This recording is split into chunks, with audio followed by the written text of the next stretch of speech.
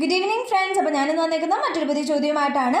രാമകൊല്ലത്ത് നിന്ന് പത്തനംതിട്ട വരെയുള്ള യാത്രയ്ക്ക് 5 മണിക്കൂർ 45 മിനിറ്റും തിരിച്ച് യാത്രയ്ക്ക് 7 മണിക്കൂർ 35 മിനിറ്റും എടുത്തു. ആകെ എത്ര സമയം യാത്രയ്ക്ക് എടുത്തു എന്നതാണ് ചോദ്യം. അപ്പോൾ 2 സമയം, ഇതിലൊരു ഷോർട്ട് ട്രിക്കാണ്. 2 സമയം തമ്മിൽ ആഡ് ചെയ്തിട്ട് നമുക്ക് എടുക്കാനാണെങ്കിൽ ഏറ്റവും എളുപ്പമെന്ന് പറയുന്നത് ഈ അവറും മിനിറ്റും മാറ്റിയിട്ട് ആ ടൈമിന് ഒരുമിച്ച് ചെയ്ത്. ഇപ്പോൾ 5 അവർ 45 ഞാൻ 545, 7 അവർ 35 735 എന്നും എഴുതി. എന്നിട്ട് ഞാൻ ഇതിനെ ആഡ് ചെയ്യും. 5 10 1 4 1 5 3 8 7 5 12 1280 എന്ന് കിട്ടി. ഇനി ഈ 1280ൻ്റെ കൂടെ നമ്മളൊരു 40 കൂട്ടും.